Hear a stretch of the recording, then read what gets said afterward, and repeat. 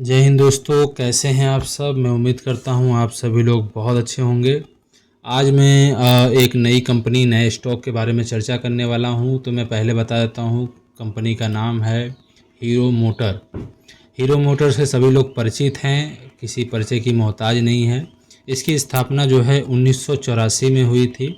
Honda जो कि Japanese company है, इन्होंने इसके साथ जो है एक जॉइंट वेंचर शुरू किया था और इन्होंने जो है भारतीय दिलों पे, भारतीय सड़कों पे जो है राज करने का काम किया था। और उसके बाद जो है 2011 में कंपनी हीरो और होंडा दोनों अलग अलग हो गई हैं। और इसके बाद से जो है हीरो पूरी तरह से एक भारतीय कंपनी के रूप में अपनी जो है पहचान बनाए हुए है। तो दुनिया में सबसे ज़्यादा टू व्हीलर मैन्युफैक्चरिंग में नंबर 1 पे ये जो है काबिज है आज की डेट में भी।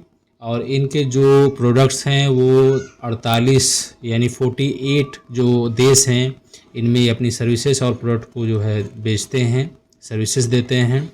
120 मिलियन से ज़्यादा कस्टमर जो है इनके पास हैं और साथ ही साथ इनके पास जो है अपने पुराने 40 सालों का अनुभव भी है। बात करते हैं इनके प्रोडक्ट्स को लेकर के, तो ये मोटरसाइकिल्स बनाते हैं। और जो पुरानी हमारी जो बाइकें हैं, जिनसे हम लोग लगभग सभी लोग एक तरह से परिचित हैं, वो है fashion plus, super Splendor, Splendor plus, HF deluxe, HF 100। और 125 सीसी में भी इनके पास सेगमेंट में जो बाइकें आती हैं वो एक्सट्रीम, ग्लैमर, सुपर स्प्लेंडर और ग्लैमर एक्सटेक। और प्रीमियम की अगर बात करते हैं तो प्रीमियम बाइकें भी इनके पास आती हैं, एक्सट्रीम के नाम से, एक्सपल्स के नाम से। और इन्होंने जो है अभी हार्ले डेविडसन, जो कि एक अमेरिका कंपनी है, और इनके जो बाइकें आती हैं काफ़ी हैवी और महंगी होती हैं।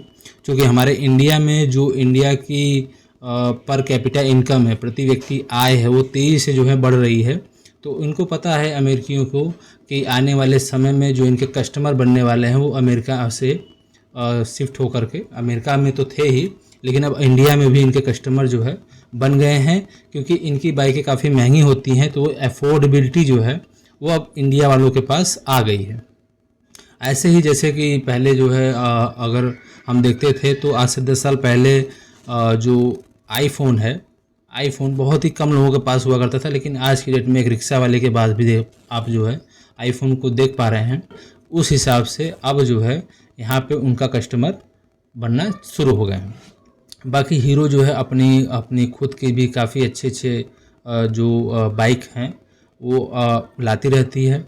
स्कूटर में बात करते हैं, स्कूटर सेगमेंट में भी इनके पास जो है जूम 160, जूम 125 और डेस्टिनी के नाम से 125 डेस्टिनी के नाम से भी जो है स्कूटर्स अवेलेबल हैं। प्लेजर एक्सटेक के नाम से भी जो है इनके पास बाइक है। और इलेक्ट्रिक सेगमेंट में भी इन्होंने काम जो है चालू कर दिया है। अगर इलेक्ट्रिक सेगमेंट की बात करते हैं तो इनकी वीडा के नाम से जो है इस सेगमेंट को इन्होंने शुरू किया हुआ है, जिसमें इन्होंने काफ़ी जो है 2-3 बाइकें जो है स्टार्ट कर दी हैं, लॉन्च कर दी हैं, जो कि अब धीरे धीरे आना शुरू हो गई हैं मार्केट के अंदर। हीरो मोटर कॉर्प के फाइनेंशियल्स के बारे में बात करते हैं तो हीरो मोटर कॉर्प के जो फाइनेंशियल्स हैं वो काफ़ी बढ़िया दिखाई देते हैं। जो मार्केट कैप है वो है 86,777 करोड़ का और करंट मार्केट प्राइस जो है 4,338 रुपये का इस समय चल रहा है, जो कि अपने लो के आसपास ही कह सकते हैं कि अभी ट्रेड कर रही है कंपनी। बाकी पी इनका काफ़ी कम है, जो इंडस्ट्री का पी है 31.9, उससे काफ़ी कम है। और ROC बहुत ही अच्छी है। कंपनी जो इस सेक्टर में काम करती है उस हिसाब में सबसे बेस्ट ROC जो है इनके पास ये जो है प्रोवाइड करवाते हैं। और अगर मैं बात करता हूँ डिविडेंड यील्ड की तो बहुत ही बढ़िया है। आप कह सकते हैं कि सेविंग अकाउंट से कहीं ज़्यादा अच्छे डिविडेंड जो है इसमें मिल रहे हैं। सेविंग अकाउंट में जो पैसा रखने से अच्छा है कि आप जो है इसके डिविडेंड को ही ले लीजिए, स्टॉक को ख़रीद करके आप इसके डिविडेंड को लीजिए। मैं कोई रिकमेंडेशन जो है नहीं कर रहा हूँ। बाकी चलिए ये चर्चा करते हैं। तो प्लेज किसी भी तरह का इन्होंने जो है रखा नहीं हुआ है अपने स्टॉक को। डेट टू इक्विटी जो है यानी कि जो कर्जा है वो बहुत कम है। तो एक बहुत अच्छी बात है, क्योंकि जितनी भी मैन्युफैक्चरिंग कंपनियां होती हैं उनके लिए सबसे बड़ी जो समस्या होती है वो कर्जा ही होती है। तो इनके पास तो समस्या है ही नहीं। तो आने वाले समय में इनकी ग्रोथ जो है डिस्टर्ब नहीं होने वाली है, काफ़ी अच्छी ग्रोथ दिखाई देने वाली है। क्वार्टरली रिजल्ट की अगर हम चर्चा करते हैं तो क्वार्टरली रिजल्ट काफ़ी अच्छे आए हुए हैं। जो इनकी सेल है वो लगातार इम्प्रूव होती जा रही है। अगर हम क्वार्टर टू क्वार्टर की बात करते हैं तो मार्च 2025 में जो सेल आई हुई है वो पिछले 2024 मार्च से काफ़ी अच्छी दिखाई दे रही है। और इस हिसाब से अगर हम पिछले क्वार्टर की बात करते हैं 2023 के मार्च की बात करते हैं तो उससे अच्छे जो है लगातार इम्प्रूव हो रहे हैं। और उस हिसाब से इनके नेट प्रॉफिट भी काफ़ी बेहतर है। इस समय जो नेट प्रॉफिट चल रहा है वो बेस्ट एवर है। पीएनएल प्रॉफिट एंड लॉस की बात करते हैं तो प्रॉफिट एंड लॉस बहुत ही अच्छे दिखाई दे रहे हैं। अगर सेल्स की बात करते हैं तो कंपनी की सेल जो है 2014 में 25,275 थी, जो कि आज की डेट यानी 2025 में वो 40,923 करोड़ के आसपास की जो है पहुंच गई है, 23 करोड़ पहुंच गई है। उसके अलावा अगर ऑपरेटिंग प्रॉफिट की बात करते हैं तो ऑपरेटिंग प्रॉफिट काफ़ी अच्छा है, 14% का है। अदर इनकम नॉर्मल ही चल रहा है। इंटरेस्ट कुछ है नहीं क्योंकि कर्जा इनके पास नहीं है तो इंटरेस्ट किसी तरह का देना नहीं होता है। डिप्रिसिएशन भी नॉर्मली चल रहा है। बाकी अगर हम प्रॉफिट बिफोर टैक्स की बात करते हैं तो हाईएस्ट एवर चल रहा है और नेट प्रॉफिट भी जो है हाईएस्ट एवर ही है। तो इससे अच्छा कुछ हो ही नहीं सकता। कंपनी के लिए बहुत ही अच्छी बात है। खास करके जो इन्वेस्टर अपनी चर्चा या फिर अपनी एनालिसिस करते हैं वो इसी तरह के जो है फंडामेंटल या जो फाइनेंशियल्स होते हैं उनकी उम्मीद करते हैं, तो वो जो है बेस्ट दिखाई दे रहे हैं। बाकी बैलेंस शीट पे एक बार नज़र डाल देते हैं तो बैलेंस शीट में जो रिजर्व है वो भी तेज़ी से इम्प्रूव हुआ है। 2014 में जो 5,583 करोड़ के रिजर्व थे वो बढ़ कर के 19,232 करोड़ के हो चुके हैं। अगर हम कर्जे की बात करते हैं तो कर्जा बिल्कुल भी नहीं है, या जो रिजर्व है उसकी अपेक्षा में कर्जा ना के बराबर है। फिक्स एसेट लगातार इम्प्रूव होते जा रहे हैं, लगातार बढ़ते जा रहे हैं, जो कि अभी इस डेट में जो है 6,665 करोड़ के इनके पास फिक्स एसेट जो हैं। बाकी इन्होंने CWIP में भी काफ़ी तेज़ी से जो है इम्प्रूवमेंट किया हुआ है और पैसा लगाया हुआ है। 105 जो है करोड़ के CWIP इनके पास अवेलेबल है, जो कि आने वाले समय में फिक्स एसेट को इम्प्रूव कर देगी। और जैसे ही मैं हमेशा कहता हूँ अपनी वीडियो में कि जैसे ही फिक्स एसेट इम्प्रूव होते हैं सेल्स जो है ऑटोमेटिक इम्प्रूव हो जाती है, और सेल जब इम्प्रूव होती है तो जो नेट प्रॉफिट है वो और तेज़ी से जो है इम्प्रूव और तेज़ी से बढ़ते भी हैं। शेयर होल्डिंग पैटर्न जो है काफ़ी बेहतर दिखाई दे रहा है। जैसा कि हमने कहा कि प्रमोटर ने किसी भी तरह का प्लेज नहीं लिया हुआ है। प्रमोटर होल्डिंग है वो आज की डेट में 34.74% के आसपास है। बाकी जो फॉरेन इन्वेस्टर हैं उन्होंने भी जो है स्टेक अपना बनाया हुआ है। 27.43% के आसपास का जो इनका शेयर है उन्होंने होल्ड किया हुआ है। DIAज ने भी अपनी लगातार जो होल्डिंग है उसे बढ़ाई हुई है। 27.89% के जो है स्टेक इन्होंने होल्ड किए हुए हैं। गवर्नमेंट के पास थोड़ा बहुत 0.01% के स्टेक हैं।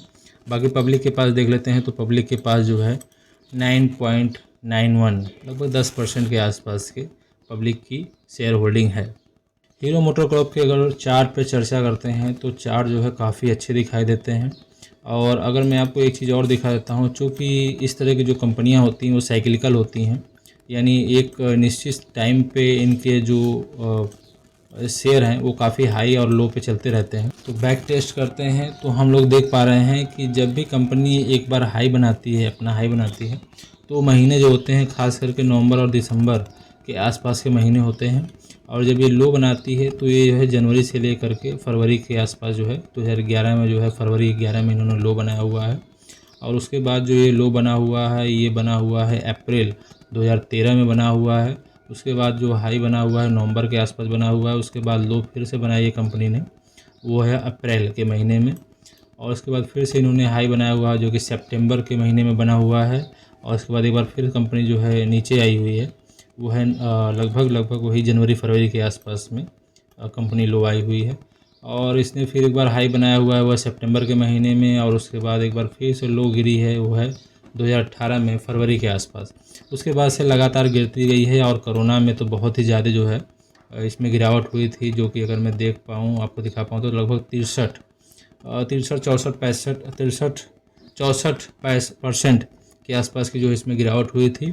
और उसके बाद अच्छी खासी रिकवरी हुई है, जो कि रिकवरी भी हुई है तो यही आपका जो है नवंबर दिसंबर के आसपास जो है इसमें रिकवरी हुई है। उसके बाद फिर से एक बार स्टॉक गिरना शुरू हुआ है, जो कि जनवरी से फरवरी के बीच में गिरा हुआ है। फिर यहाँ पे अगर देखते हैं 2023 में, तो फिर मार्च में फिर से एक बार जो है अपने लो के आसपास ट्रेड कर रही है। और उसके बाद से जो है कंपनी फिर एक बार बहुत अच्छी रैली दिखाने के बाद और 2024 सितंबर में इसने हाई लगाया है और उसके बाद एक बार फिर से गिरावट हुई है, जो कि 44% के आसपास की गिरावट है। और इसके बाद से एक बार फिर चलना शुरू है। इसका कहना मैं आपको ये बस इतना कहना चाहता हूँ कि कंपनी साइक्लिकल है और कुछ ख़ास महीनों में इसकी जो है सेल्स काफ़ी अच्छी हो जाती हैं, जिससे जो इनके स्टॉक प्राइस है वो काफ़ी अच्छे लेवल पे हो जाते हैं। और कुछ महीनों में जो है अपने लो के आसपास जो है ट्रेड करती है, जो कि जनवरी से लेकर के अप्रैल के बीच में होता है अक्सर करके। तो मैं आपको कोई बाय या सेल करने की रिकमेंडेशन नहीं दे रहा हूँ, मैं बस आपको सिखाने की कोशिश कर रहा हूँ कि देखते कैसे हैं किसी भी कंपनी के बारे में। क्योंकि जो महीना होता है मार्च, जनवरी, फरवरी, मार्च का, इसमें जो है सेल्स काफ़ी डाउन हो जाती हैं। और जो नवंबर, दिसंबर और दिवाली के आसपास का महीने होते हैं, इसमें जो है इनकी सेल बहुत तगड़ी होती है, ख़रीदारी भी होती है। बाइकों की जो नई ख़रीदारी होती है वो अक्सर आप देखते होंगे धनतेरस या दिवाली के आसपास में ज़्यादा होती हैं। तो इस समय जो इनकी सेल्स होती हैं वो काफ़ी अच्छी हो जाती हैं और इस समय जो है स्टॉक प्राइस काफ़ी ऊपर चल रहे होते हैं। बाकी अगर हम अभी की बात करते हैं तो अभी जो स्टॉक प्राइस है वो अपने हाई से जो है लगभग 44 से 45% टूटा हुआ है। और इसमें एक अच्छा खासा जो अगर मैं आपको दिखाता हूँ, एक चार्ट पैटर्न भी बनता हुआ दिखाई दे, रिवर्स हेड एंड शोल्डर का जो है एक चार्ट पैटर्न जो है तैयार होता हुआ दिखाई दे रहा है, आप इसमें देख पा रहे हैं। और बाकी अभी ये ब्रेकआउट तो नहीं आया है, बाकी ब्रेकआउट अभी आ जाने के बाद ही हम इसे कंफर्म करेंगे। तो ये कोई बाय या सेल करने की रिकमेंडेशन नहीं है, लेकिन एक अच्छी खासी जो है रिकवरी अब इसमें चालू हो गई है और आने वाले 1 से 2 क्वार्टर में इसमें अच्छा खासा जो है पोटेंशियल दिखाई दे रहा है, मुझे ऐसा लगता है। बाकी आप अपनी एनालिसिस स्वयं करें। अपना पैसा लगा रहे हैं तो थोड़ी सी खोपड़ी भी इस्तेमाल लगाइए और उसका इस्तेमाल कीजिए। आपको जब तक कन्विक्शन ना आए तब तक आप जो है 1 रुपया भी मत लगाइए। मैं बस इतना ही कहना चाहता हूँ, बाकी आज के लिए इतना ही काफ़ी है। लेकिन अगर स्टॉक अपने पुराने हाई को ब्रेक करता है तो वहाँ से अगर अभी हम यहाँ से भी अपने करंट टारगेट से भी इसको जो इसका प्राइस है वहाँ से टर्न लेते हैं तो लगभग 40% के आसपास का जो है इसमें पोटेंशियल दिखाई दे रहा है। 40-50% का जो है पोटेंशियल आने वाले समय में दिखाई दे रहा है। तो एक अच्छा ऑप्शन बन सकता है। बाकी आप अपनी एनालिसिस कर लें, उसके बाद ही जो है इसमें किसी भी तरह की इन्वेस्टमेंट करें।